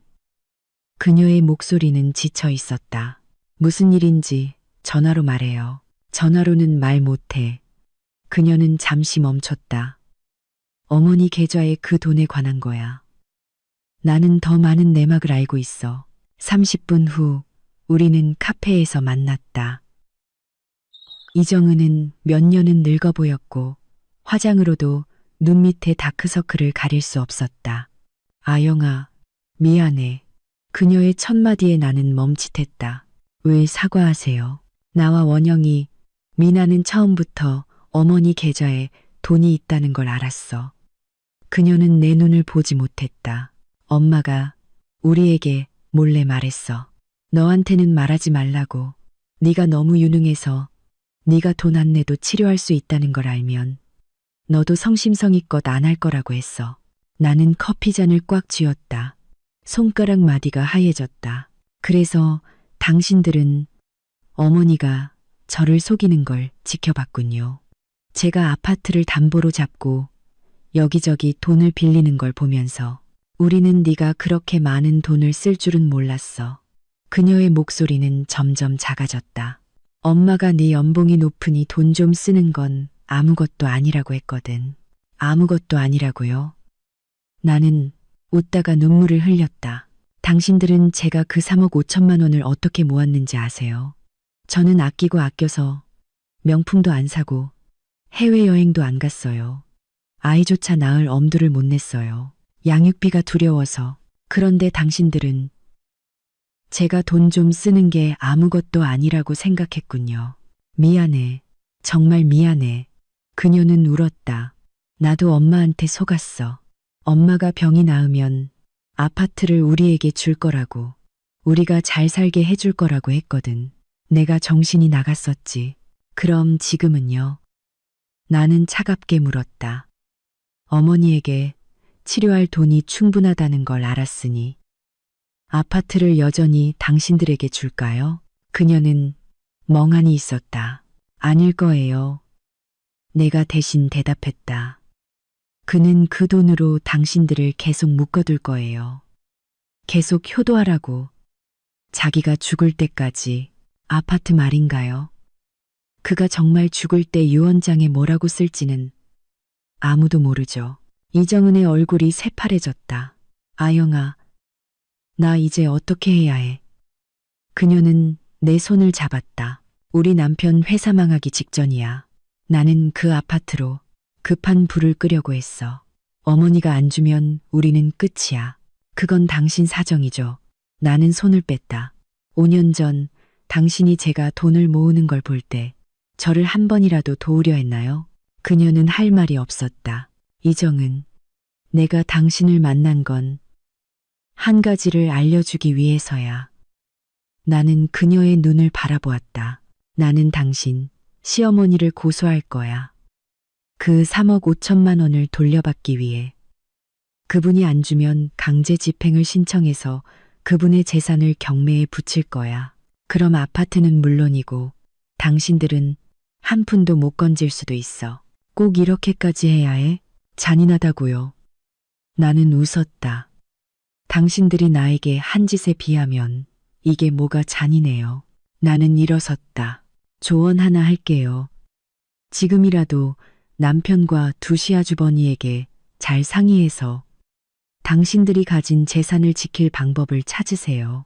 안 그러면 내 변호사 편지가 도착하는 순간 당신들은 정말 아무것도 갖지 못하게 될 거예요. 카페를 나서자 햇살이 눈부셨다. 휴대폰이 또 진동했다. 이번에는 양준호가 보낸 문자였다. 여보, 엄마 입원했어. 의사가 화병이 나서 혈압이 너무 높다고 해. 와서 좀 봐주면 안 될까? 나는 답장했다. 그 아파트 받은 세착한 며느리에게 가보라고 해. 그리고 양준호와 모든 양씨 집안 사람들의 연락처를 차단했다. 이제 새로운 삶을 시작할 때였다. 나는 변호사에게 전화했다. 이 변호사님, 고소 자료 준비는 다 됐나요? 이달 말 전에 반드시 입건해야 해요. 사흘 후, 변호사 편지가 양씨 가족들에게 동시에 전송되었다. 시어머니 김순영을 상대로 3억 5천만 원의 대여금 반환 및 이자 청구 소송. 남편 양준호를 상대로 이혼 및 부부 공동재산 분할 소송. 세 시아주버니와 동서들을 상대로 그들이 받은 아파트의 증여 계약 무효 확인 소송. 채무 면탈을 위한 악의적인 증여 혐의였다. 양씨 집안은 발칵 뒤집혔다. 가장 먼저 내게 전화한 건 양준호였다. 회사 전화로 걸어온 것이었다. 주아영, 너 꼭 이렇게까지 해야 해. 엄마가 입원했는데 너는 고소까지 해. 까리 때만. 나는 전화기 너머의 분노에 찬 목소리에 날씨 이야기하듯 평온하게 대답했다. 잔인하다고? 당신 어머니가 병을 빌미로 돈을 뜯어낼 때는 왜 잔인하다고 생각 안 했어? 온 가족이 합심해서 나를 속일 때는 왜 잔인하다고 생각 안 했어? 나는 널 속이지 않았어. 하지만 당신은 묵인했지. 나는 그의 말을 잘랐다. 당신 어머니에게 돈이 있다는 걸 알면서, 세동서들이 알고 있다는 걸 알면서도 내게 아무 말도 안 했어. 이건 나를 속인 것보다 더 사악한 짓이야. 전화기 너머에는 거친 숨소리만 남았다. 그리고 한 가지 더 알려줄게. 나는 계속 말했다. 당신 어머니 계좌의 그 15억 원은 부부 공동재산이야. 당신 아버지가 돌려달라고 소송하면 법적으로 가능하다는 거지. 당신은 어머니에게 빨리 돈을 갚으라고 설득하는 게 좋을 거야. 안 그러면 법정에서 그 돈마저 지키지 못할 수도 있어. 너는 협박하는 거야. 선의의 충고지. 나는 전화를 끊었다.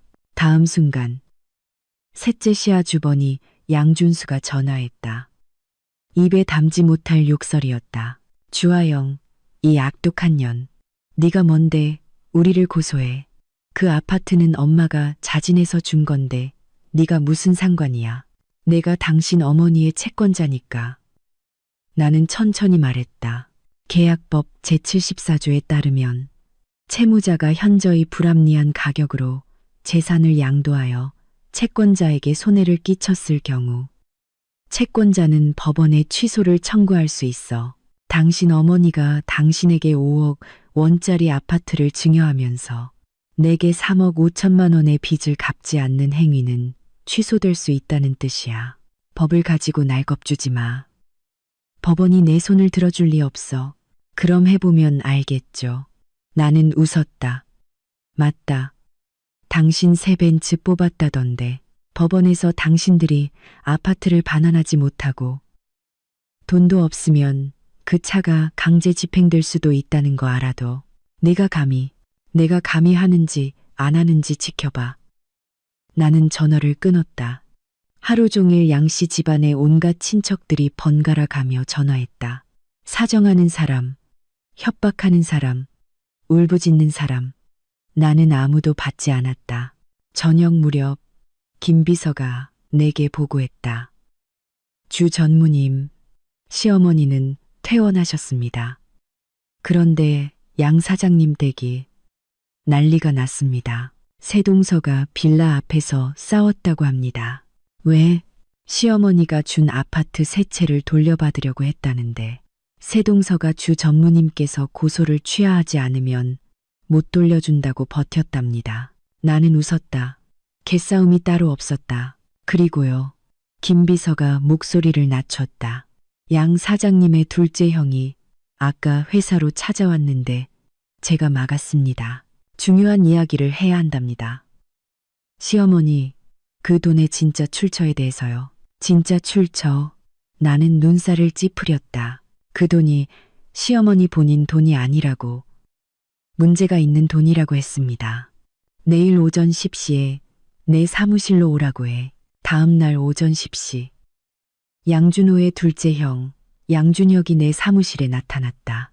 평소 거만했던 모습과는 달리 오늘은 풀이 죽어 있었고 다크서클이 짙었다. 아영아, 우리 단둘이 이야기하자. 그가 내 비서를 힐끗 보았다. 나는 김 비서를 나가게 하고 문을 닫았다. 둘째 아주버님, 무슨 이야기시죠? 그는 손을 비비며 머뭇거렸다. 엄마가 내게 잘못한 거 알아. 우리도 내게 미안해. 하지만 이 일은 정말 법정까지 가면 안 돼. 왜요? 왜냐하면 그는 이를 악물었다. 그 15억 원은 엄마 돈이 아니야. 아버지 회사 공금이야. 내 손에 들린 펜이 책상 위로 떨어졌다. 뭐라고요? 아버지 회사가 3년 전에 문제가 생겼잖아. 납품한 물건이 불합격되어서 거액을 물어줬어. 장부에 구멍이 난 거야. 그는 나를 보지 못했다. 엄마가 치료를 핑계로 회사 돈을 빼돌렸어. 비상금이라고 하면서. 그리고는 갚지 않은 거지. 그러니까 그 15억 원은 검은 돈이라는 거군요. 꼭 그렇게 말할 수는 없고. 그는 진땀을 흘렸다. 그냥 잠시 빌린 거야. 회사 사정이 좋아지면 갚으려고 했는데 계속 기회가 없었어. 둘째, 아주버님. 나는 의자 등받이에 기댔다. 이걸 저에게 말하는 건 소송을 취하하라는 뜻인가요? 맞아. 네가 고소만 안 하면 그 아파트 세 채 중 한 채를 내게 돌려줄 의향이 있어. 그는 절박하게 말했다. 아영아, 우리는 모두 가족인데 왜 이렇게까지 해야 해? 그럼 당신은 제가 고소하지 않으면 이 일이 발각되었을 때 당신 아버지가 감옥에 가고 당신 어머니도 공금 횡령으로 최소 3년 이상을 살아야 한다는 걸 생각해 봤어요? 그의 얼굴이 새하얘졌다. 게다가 제가 지금 소송을 취하하면 나중에 이 일이 발각되었을 때 저는 범인 은닉죄의 공범이 될 수도 있어요. 나는 일어섰다. 그를 내려다보며 둘째 아주버님, 당신들 죽으려면 나까지 끌어들이지 마세요. 그럼 어떻게 해야 해? 그는 거의 울부짖었다. 회사는 아버지 평생의 심혈이야. 이 일이 알려지면 회사 끝장이야. 그건 당신들 사정이죠. 나는 내선 전화를 눌렀다. 김비서, 손님 배웅해 드려. 양준혁이 나간 후 나는 한참 동안 의자에 앉아 진정하지 못했다. 그 돈의 출처에 문제가 있을 거라고 짐작했지만 이렇게 심각할 줄은 몰랐다. 공금 횡령 15억 원. 10년 이상의 징역도 가능하다. 휴대폰이 울렸다. 모르는 번호였다. 받았다. 주하영 씨인가? 저는 양건우입니다. 시아버지였다. 아버지. 나는 무심코 불렀다가 곧바로 고쳤다. 양 사장님, 준혁이가 찾아갔었지. 그의 목소리는 늙고 지쳐 있었다. 다 이야기했겠지. 네. 전화기 너머로 긴 침묵이 흘렀다. 그가 끊었나 싶을 정도로 길었다. 아영아, 아버지가 내게 미안하다. 그는 목이 메었다. 순영이가 그 짓을 한 걸 내가 다 알면서도 막지 못했어. 내 회사 돈이 급해서였지. 나는 겁쟁이고 인간도 아니야. 그러니까 당신은 아내가 병을 핑계로 사기친 돈으로 당신 회사 손실을 메우는 것을 묵인했군요. 나는 이 모든 상황이 너무나 황당했다. 그리고 저는 돈을 뜯기고 5년 동안 바보 취급을 당했고요. 내가 네 돈을 갚아줄게. 이자까지 다 쳐서. 그는 다급하게 말했다. 네가 고소만 취하하면 무슨 돈으로 갚을 건데요. 나는 물었다. 회사에 구멍이 났다면서요. 회사를 팔았어. 그는 쉬어버린 목소리로 말했다. 이미 구매자를 찾았고 120억 원 정도에 팔 수 있을 것 같아. 내 3억 5천만 원은 바로 갚아줄게. 순영이 계좌에 15억 원도 메워 넣을 거고. 아영아, 아버지가 부탁할게. 이 일 크게 만들지 말아줘. 이 일이 알려지면 순영이는 감옥에 가고 회사도 끝장이야. 준호에게도 영향이 갈 거야. 그럼 저는요? 나는 작은 목소리로 물었다. 저의 5년은 누가 보상해주죠? 돈은 2배로 갚아줄게. 돈 문제가 아니에요. 나는 그의 말을 잘랐다. 제 5년, 제 믿음, 제 결혼 생활. 이걸 당신이 어떻게 갚아줄 수 있죠? 전화기 너머로 억눌린 울음소리가 들렸다. 양 사장님, 내가 말했다. 소송을 취하할 수 있어요. 하지만 몇 가지 조건이 있어요. 첫째, 사흘 안에 제 3억 5천만 원에 5년 이자를 더해서 돌려주세요. 이자는 은행 대출 금리의 4배로 계산하세요. 둘째, 당신 아내는 온 가족 앞에서 저에게 사과하고 자기가 저를 속였음을 인정해야 해요. 셋째, 저와 양준호의 이혼 절차에 양씨 집안 누구도 간섭해서는 안 돼요. 알았어. 다 알았단다. 그는 안도했다. 그리고 넷째, 나는 또렷하게 말했다. 지금부터 나와 양씨 집안은 완전히 남이에요. 당신들이 죽든 살든 저와는 아무 상관이 없어요.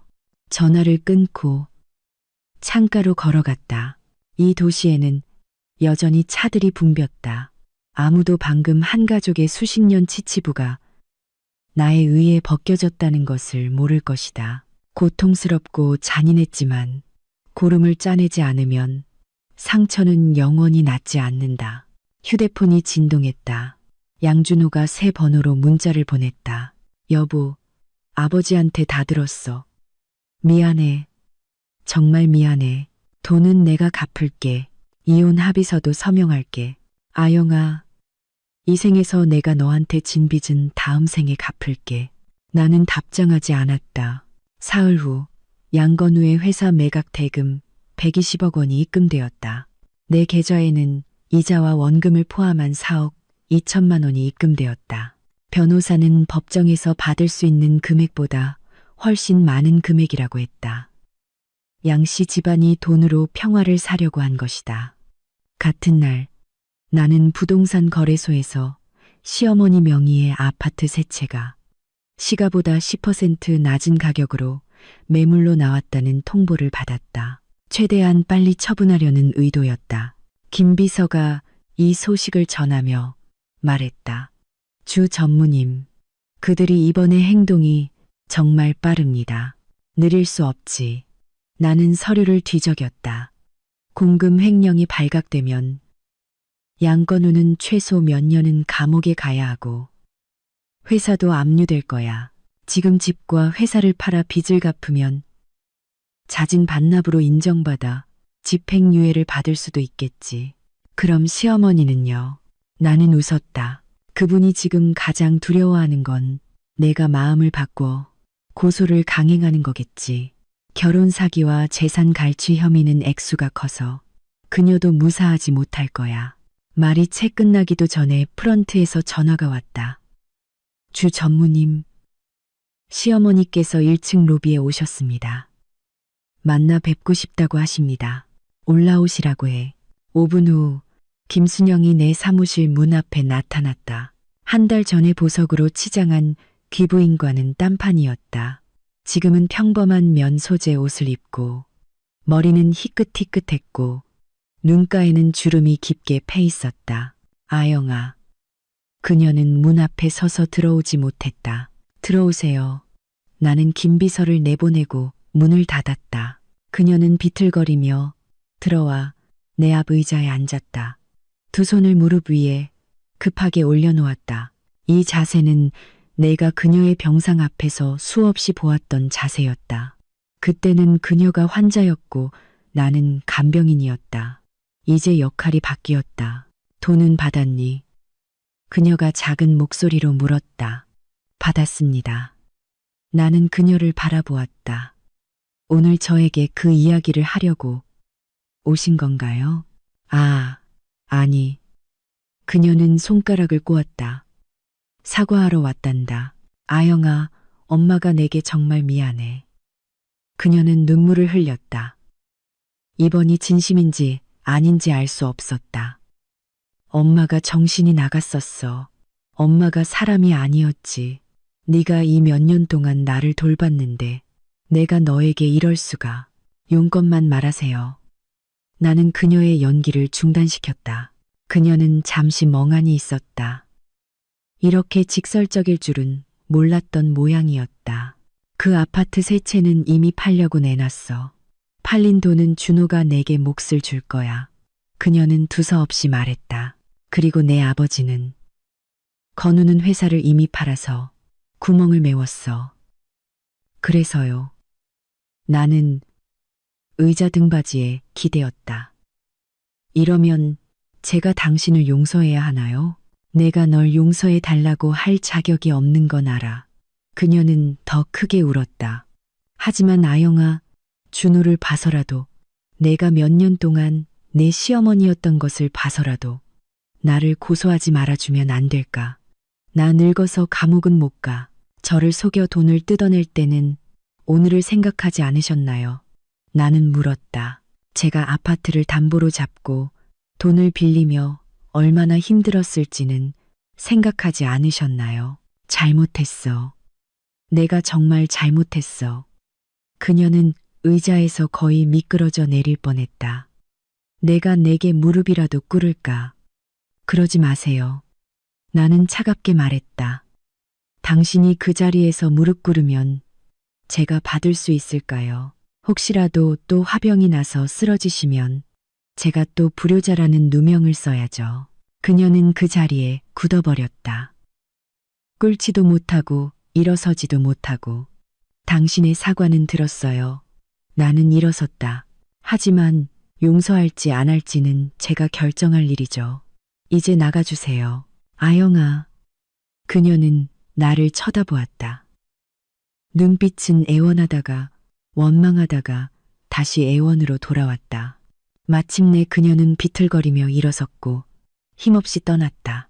나는 창가에 서서 아래를 내려다보았다.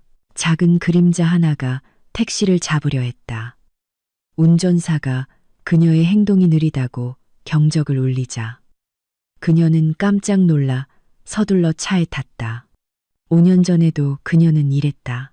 미국 병원 앞에서 언어가 통하지 않아 택시기사에게 소리를 지름 당하고는 내 뒤에 숨었었다. 그때는 그녀가 불쌍하게 느껴졌지만 지금은 그저 한심했다.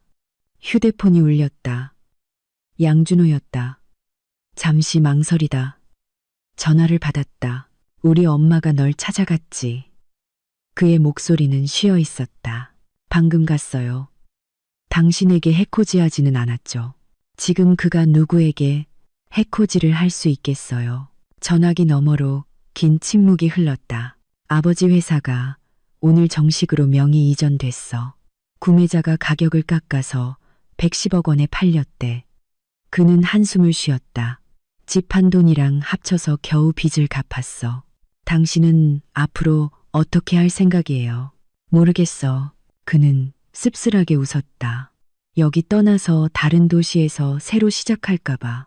어차피 이 집안도 박살났으니 나는 7년 전 그가 내 손을 잡고 여보, 내가 당신에게 가정을 만들어 줄게라고 말했던 것을 떠올렸다. 이제 가정은 깨졌다. 아영아, 그가 갑자기 말했다. 한 번만 더 만나줄래? 마지막으로 거절하고 싶었지만 왠지 모르게 좋아요 라고 말했다. 우리는 자주 가던 카페에서 만났다. 그는 내가 도착했을 때 이미 와 있었다. 많이 말랐고 눈가는 움푹 들어갔고 정장은 구겨져 있었다. 넥타이도 매지 않았다. 앉아. 나는 메뉴판을 내밀었다. 그는 메뉴판을 보지 않고 나만 쳐다보았다. 안색이 많이 좋아졌네. 누구를 모실 필요도 화낼 필요도 없으니 당연히 좋아졌죠. 나는 커피를 마셨다. 미안해. 그가 말했다. 이 미안하다는 말은 5년 전에 했어야 했는데 지금 하는 건 늦지 않았나요? 늦었지. 그는 고개를 숙였다. 하지만 말하지 않으면 평생 가슴에 응어리가 될 것 같아. 당신 어머니 일은 어떻게 처리할 거예요? 아버지가 빚 다 갚고 어머니 모시고 고향으로 내려가기로 했어. 그는 관자놀이를 문질렀다. 새영재는 이미 어머니와 연락을 끊었어. 앞으로 상종 안 한대. 나도 어머니를 어떻게 봐야 할지 모르겠어. 미워요? 미워. 하지만 더 미운 건 나 자신이야. 내가 좀 더 일찍 나섰더라면, 내가 좀 더 일찍 알아챘더라면, 당신이 이렇게까지 억울하지 않았을 텐데. 나는 아무 말도 하지 않았다. 그의 말이 맞았으니까 이혼합의서 서명했어. 그는 가방에서 서류를 꺼내 내 앞에 놓았다. 아파트는 당신 명의로 하고 나는 다른 곳에서 새로 시작할 돈만 조금 남겼어. 나머지는 다 당신이 가져. 나는 서류를 훑어보았다. 그는 거의 빈손으로 나가는 것이나 마찬가지였다. 그럴 필요 없어요. 나는 서류를 되돌려 밀었다. 내 몫은 내가 받을 거고 내 몫이 아닌 건 탐내지 않아. 이건 당신이 받아야 할 몫이야. 그는 다시 돌려주었다. 아영아, 이게 아마 내가 평생 당신을 위해 해줄 수 있는 유일한 일일 거야. 나는 그를 바라보았다. 7년 동안 사랑했고 5년 동안 원망했던 이 남자. 문득 원망의 감정이 희미해졌다는 것을 알았다. 용서가 아니라 괜찮다는 감정이었다. 당신도 잘 살아요. 내가 말했다. 당신도. 그의 눈이 붉어졌다. 당신에게 잘해주는 사람을 만나. 나 같은 개자식 말고. 그는 일어섰고 문으로 걸어갔다. 돌아서서 나를 한 번 더 보았다. 그리고 문을 열고 떠났다. 거리 모퉁이에서 사라졌다. 나는 그 자리에 앉아 커피를 다 마셨다. 썼지만 끝맛은 달콤했다. 카페를 나서니 햇살이 좋았다. 휴대폰이 진동했다. 김비서가 보낸 메시지였다. 주 전무님, 양준호 씨가 방금 회사에 와서 상자 하나를 맡기고 갔습니다. 예전에 주 전무님께서 본인에게 맡긴 물건이라고 합니다. 나는 답장했다. 버리세요. 그리고 양준호의 모든 연락처를 다시 차단했다. 이번에는 영원한 작별이었다. 아파트로 돌아와 차를 끓여 베란다에 앉아 해가 지는 것을 보았다. 휴대폰이 다시 울렸다. 이번에는 엄마였다. 아영아, 양씨 집안일 엄마가 들었어. 그녀의 목소리에는 안타까움이 묻어났다. 너 마음고생 많았지. 다 지났어요. 정말 지났니? 그녀가 물었다. 내 딸, 내 마음이 얼마나 힘들지. 엄마가 다 알아. 나는 코끝이 시큰해졌다. 엄마, 그냥 너무 지쳐요. 한 사람을 사랑하고 믿는 게 왜 이렇게 힘들까요? 사람은 변하기 마련이니까. 엄마가 나지막이 말했다. 하지만 아영아, 기억해. 다른 사람들이 어떻게 변하든 엄마 아빠는 항상 여기 있을 거야. 힘들면 언제든 집으로 와. 나는 눈물을 닦았다. 엄마, 엄마가 해주는 돼지갈비찜 먹고 싶어요. 그래, 엄마가 내일 해줄게. 그녀가 웃었다. 맞다. 내 왕이모 아들이 외국에서 돌아왔는데 의사래. 한번 만나볼래?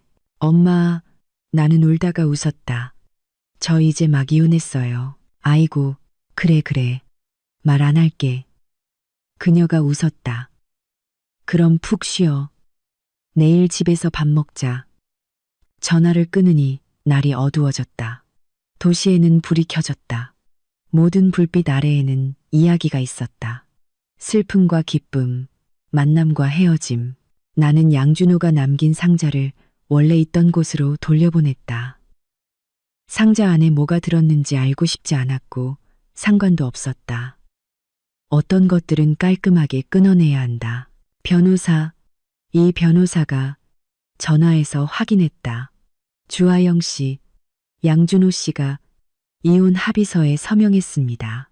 재산 분할도 요청하신 대로 처리 완료되었습니다. 더 많은 것을 요구할 필요는 없으신가요? 필요 없습니다. 내가 말했다. 내 몫은 이미 다 돌려받았어요. 내 몫이 아닌 건 한 푼도 더 원하지 않아요. 알겠습니다. 그는 잠시 멈췄다. 참고로 시어머니 김순영 씨는 경찰에 익명으로 고발되었습니다. 사기와 횡령 혐의입니다. 다행히 시아버님께서 구멍을 메워주셔서 집행유예 2년을 선고받을 것 같습니다. 누가 고발했는지 확실하지 않습니다. 하지만 양 씨 집안 사람 중 하나일 겁니다. 이 변호사가 말했다. 듣자 하니 세동서가 아파트를 돌려받지 못해 난리가 났답니다. 이런 식으로 보복하려 한 것 같습니다. 개싸움은 영원히 끝나지 않을 것이다. 제가 할 일은 없나요? 이제 주 전무님은 양 씨 집안과 아무 관계가 없습니다. 이 변호사가 상기시켰다. 다만 전 남편이나 그 가족이 다시 귀찮게 하면 즉시 저에게 연락해 주세요. 감사합니다. 전화를 끊고 아파트를 정리하기 시작했다. 양준호와 관련된 물건들, 커플잔, 사진, 그가 준 싸구려 선물들 모두 포장해서 아래층 쓰레기통에 버렸다. 책장을 정리하다가 오래된 사진첩을 발견했다. 우리가 결혼 초에 찍은 사진이었다. 가족 사진 한 장이 있었다. 사진 속 시어머니는 내가 사준 한복을 입고 인자하게 웃고 있었다. 나는 그의 옆에 서서 팔짱을 끼고 행복하게 웃었다. 나도 한때는 진심으로 그들을 가족이라고 생각했었다. 나는 사진첩을 닫았다. 그 위선적인 웃음들과 함께 쓰레기통에 버렸다. 휴대폰이 진동했다. 김비서였다. 주 전무님, 다음 주 월요일에 업계 포럼이 있습니다. 주최 측에서 주 전무님을 연사로 초청하고 싶다고 합니다. 주제는 직장과 가정의 균형 속에서 여성의 역할입니다. 참석하시겠습니까? 내가 참석한다고 전해줘. 내가 말했다. 하지만 주제를 바꿔야 해. 여성은 직장과 가정에서 균형을 맞출 필요가 없는 이유로. 김비서가 웃었다. 알겠습니다. 주 전무님, 역시 멋지십니다. 나도 웃었다. 그래. 왜 균형을 맞추려고 애써야 할까? 나 자신으로 사는 것이 더 좋지 않은가? 포럼 당일. 나는 세련된 흰색 정장을 입고 완벽하게 화장했다. 거울 속의 여자는 눈빛이 밝았고 허리는 곧았다. 한 달 전 양씨 집안에서 억지로 웃던 주하영과는 완전히 다른 사람이었다. 강연장에는 사람이 많았다. 나는 무대 위에서 여성들이 직장에서 어떻게 목소리를 내야 하는지, 가정에서 어떻게 자신의 경계를 지켜야 하는지 이야기했다. 이야기를 하면서 문득 시어머니가, 세동서가 생각났다. 그들 역시 피해자가 아니었을까? 전통적인 관념에 갇히고 가족의 책임에 묶여 결국은 계산과 다툼을 통해서만 안정감을 찾으려 했던. 하지만 가련한 사람에게도 미운 구석은 있는 법이었다. 강연이 끝나자 박수갈채가 쏟아졌다. 무대에서 내려오자 몇몇 젊은 여성들이 사인을 받으러 몰려왔다. 주 전무님, 방금 말씀하신 거 정말 좋았습니다. 한 여성이 눈을 반짝이며 말했다. 저 내년에 졸업하는데 엄마는 결혼하라고 난리예요. 여자는 잘 나가는 남편을 만나야 한다면서요. 하지만 저는 전무님처럼 제 사업을 하고 싶어요. 그럼 쟁취해야지. 나는 그녀의 수첩에 서명했다. 기억하세요. 당신의 인생은 당신만이 책임질 수 있다는 것을. 아영아. 등 뒤에서 익숙한 목소리가 들려왔다. 나는 돌아섰고 멈칫했다. 이면우임 HI. 가. 나의 대학 동창이자 첫사랑이었다. 정말 너였구나. 그가 웃으며 다가왔다. 말끔한 정장 차림. 훨씬 성숙해졌지만 눈빛은 여전히 그때처럼 빛났다. 방금 무대 밑에서 강연을 들었는데 너 같아서 설마 했지. 현우야. 나는 잠시 멍했다. 내가 여기는 어떻게? 우리 회사가 포럼 후원사야. 그는 명함을 내밀었다. 유명 투자 회사의 파트너였다. 너는 결혼했다고 들었는데 잘 지냈어. 방금 이혼했어. 나는 솔직하게 말했다. 그는 잠시 멈칫하더니 웃었다. 잘 됐네. 나도 방금 싱글로 돌아왔어. 커피 한잔 하면서 옛 이야기 좀 할까? 좋지. 우리는 강연장 밖 카페로 갔다. 그는 내게 라떼를 주문해 주었다. 네가 대학 때 제일 좋아했던 거. 입맛은 안 변했네. 나는 커피를 휘저었다. 사람은 변하지. 그가 웃었다. 예를 들면 찢어진 청바지 입고로 가던 문학 청년이 이제 투자 거물이 됐다거나 너도 변했지. 그가 나를 바라보았다. 더 눈부셔졌어. 우리는 대학 시절 그리고 지난 몇 년간의 경험에 대해 많은 이야기를 나누었다. 그는 이혼했고 아이는 없었고 전처는 해외로 떠났다. 나는 이혼했고 돈을 돌려받았고 몸도 마음도 홀가분했다. 솔직히 말해서 그가 갑자기 진지해졌다. 네가 원한다면 내가 몇 가지 괜찮은 프로젝트를 소개해 줄 수 있어. 너는 능력이 좋고 인맥도 넓으니 혼자 창업하는 건 문제 없을 거야. 내가 창업할 생각을 어떻게 알았어? 주아영, 내가 널 10년 동안 알았는데.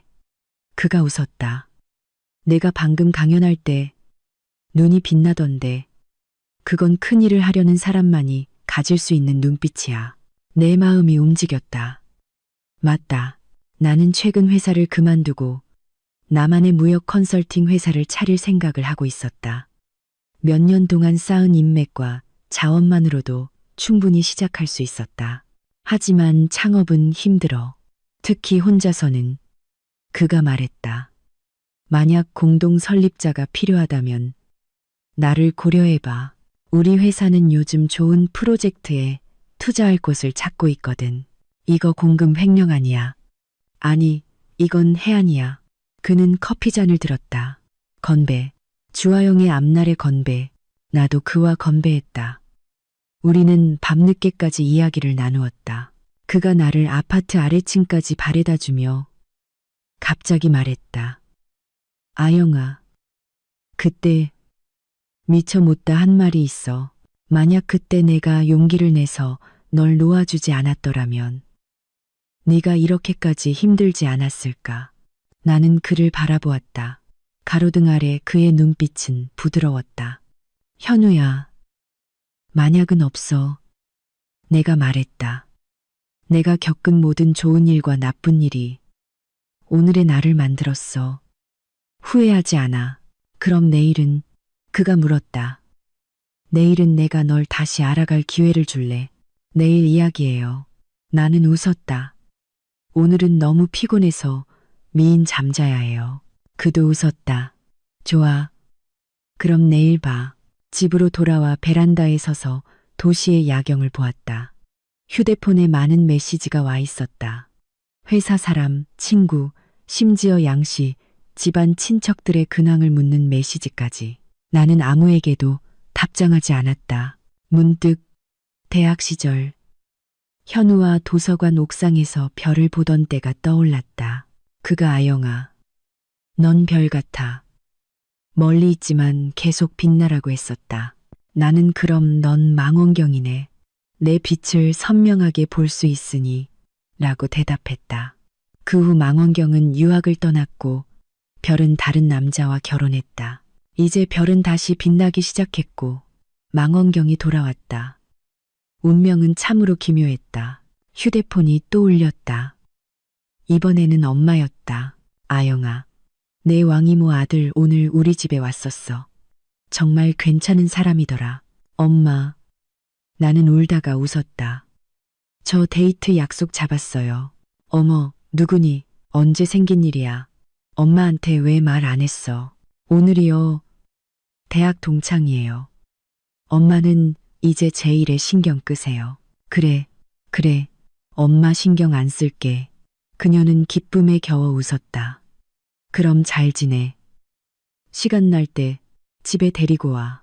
전화를 끊으니 밤이 깊어 있었다. 나는 컴퓨터를 켜고 사직서를 쓰기 시작했다. 5년 동안 이 회사에서 부사장까지 했지만 한계가 분명했다. 이제는 뛰어넘어야 할 때였다. 사직서를 쓰다가 임현우에게서 카톡이 왔다. 잤어? 아직. 사직서 쓰는 중.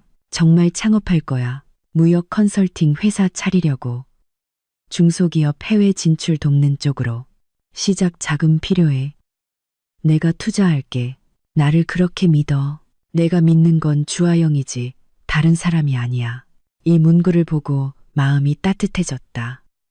누군가에게 무조건적인 믿음을 받는다는 건 이런 기분이구나.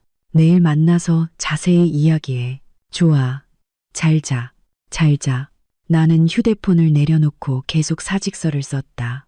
창밖의 도시 불빛은 점점이 이어져 있었다. 모든 불빛 아래에는 내일을 위해 분투하는 사람들이 있었다. 3개월 후 주하영 국제 컨설팅이 정식으로 문을 열었다. 회사는 시내 중심가 오피스 빌딩 28층에 있었다. 통유리창 밖으로는 도시의 절반이 한눈에 들어왔다. 인테리어는 내가 직접 감독했다. 심플하고 모던하게 흰색과 나무색 위주로 예전 회사처럼 딱딱하지 않고 오히려 집 같은, 아니 집보다 더 따뜻한 공간이었다. 주 전무님, 화환 다 진열했고 언론사도 왔습니다. 김비서는 이제 나의 비서실장이었다. 나를 따라 회사를 나왔다. 임 사장님의 투자금은 오늘 아침에 입금되었습니다. 계약서입니다. 사인해 주세요. 나는 펜을 받아 계약서 마지막 장에 서명했다. 필체는 유려하고 단호했다. 참, 주 전무님. 김 비서가 목소리를 낮췄다. 전 시어머니 김순영 씨는 집행유예 2년을 선고받았습니다. 대신 출국이 금지되고 정기적으로 사회봉사 활동을 해야 합니다. 나는 고개도 들지 않았다. 그 돈은 어떻게 됐어? 구멍을 메우고도 약간 남았습니다. 하지만 새 아들과 며느리들이 돈 분배 문제로 또 싸우기 시작했습니다. 소송까지 갈 기세입니다. 김 비서는 고개를 저었다. 정말 욕심이 끝이 없습니다. 상관마, 나는 서명한 계약서를 돌려주었다. 오늘은 개업식이니 이런 이야기 하지 마. 개업식은 성황리에 끝났다. 예전에 거래했던 고객들이 절반 넘게 왔고 업계 지인들도 축하하러 왔다. 임현우는 투자팀 전체를 데리고 왔다. 그리고 내 키만한 황금색 복고양이 인형을 선물했다. 주 전무님, 사업 번창하시고 재물복 터지시기를 기원합니다. 그는 잔을 들었다. 눈에는 빛이 났다. 임 사장님 덕분이죠. 나는 웃으며 잔을 부딪혔다. 축사 시간. 나는 무대 위에 서서 아래의 얼굴들을 바라보았다. 기대와 의심, 격려와 두고 보자는 표정들. 오늘 와주신 모든 분들께 감사드립니다. 나는 또렷하고 단호한 목소리로 입을 열었다. 주하영 국제 컨설팅의 주요 업무는 중소기업의 해외 진출을 돕는 것입니다. 하지만 오늘 저는 먼저 한 가지 이야기를 하고 싶습니다. 강연장이 조용해졌다. 저는 한때 다른 사람의 시선을 너무 의식했습니다.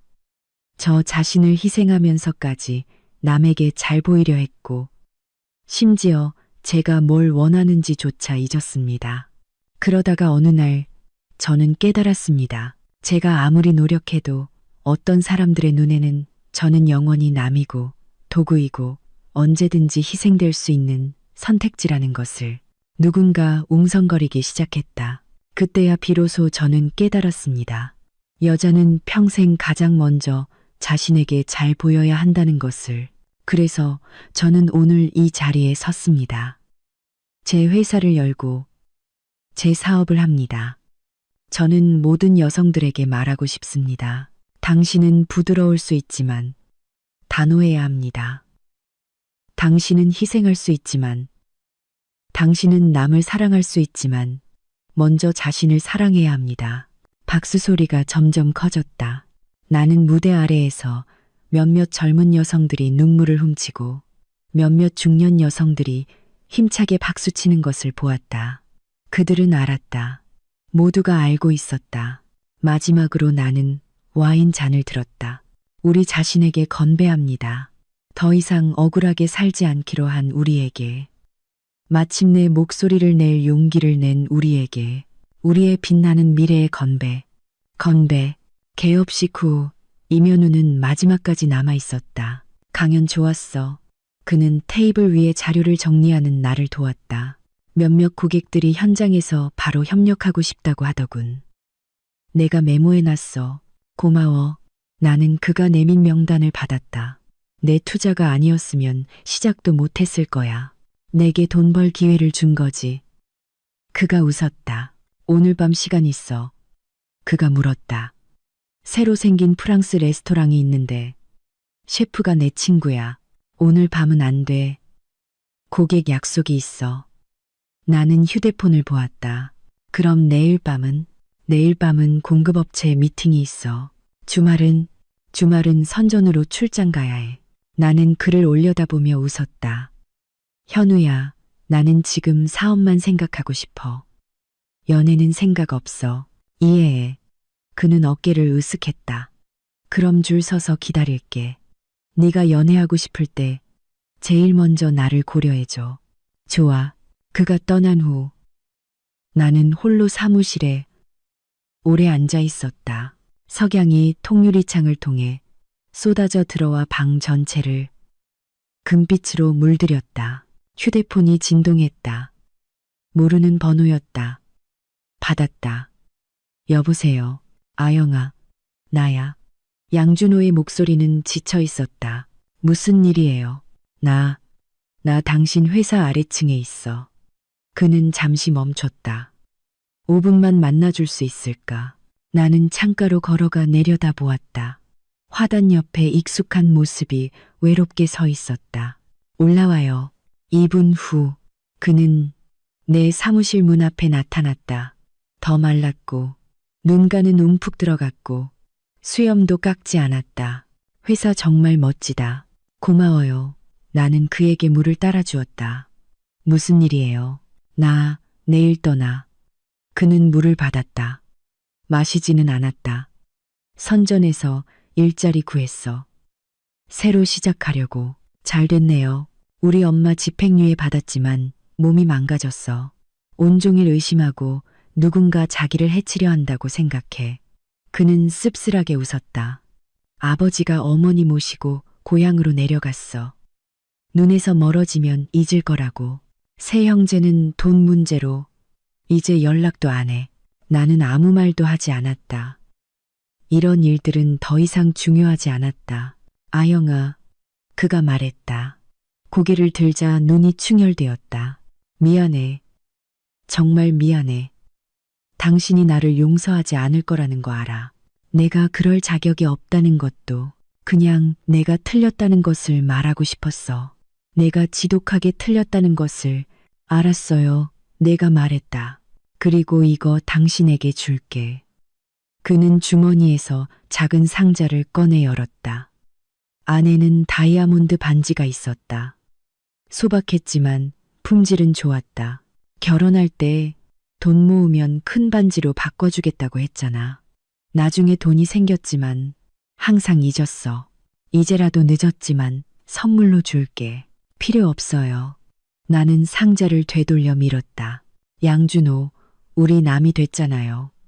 당신 물건은 안 받을게요. 그의 손이 허공에 멈췄다. 한참 후 그는 천천히 손을 거두었다. 갈게. 그는 돌아서서 문으로 걸어갔다. 문 앞에서 다시 돌아보았다. 아영아, 당신은 행복할 거야. 그럴 자격이 있어. 그럴 거예요. 내가 말했다. 그가 떠났다. 문을 조용히 닫았다. 나는 그 문을 바라보았다. 마음은 놀랍도록 평온했다. 미움도, 원망도, 심지어 동료도 없었다. 마치 낯선 사람이 왔다가 간 것처럼. 김 비서가 노크하고 들어왔다. 주 전무님, 저녁 7시에 고객과 약속이 있습니다. 지금 출발할까요? 좋아요. 나는 외투와 가방을 들었다. 맞다. 내일부터 아침 회의를 8시 30분으로 앞당겨. 속도를 내야 해. 다음 달에는 첫 고객을 반드시 계약해야 해. 알겠습니다. 사무실을 나서니 저녁 바람이 부드러웠다. 거리의 가로등이 하나둘 켜지며 집으로 가는 길을 밝혔다. 휴대폰에 엄마에게서 카톡이 와 있었다. 아영아, 오늘 개업 잘했니? 엄마가 너 먹으라고 갈비탕 끓여서 내 아파트 문 앞에 뒀어. 꼭 먹어. 나는 하트, 이모티콘을 보냈다. 이면우도 메시지를 보냈다. 문득 생각났는데 선전에 내 무역 물류 쪽 친구가 있어. 필요하면 소개해 줄게. 나는 답장했다. 좋아요. 고마워.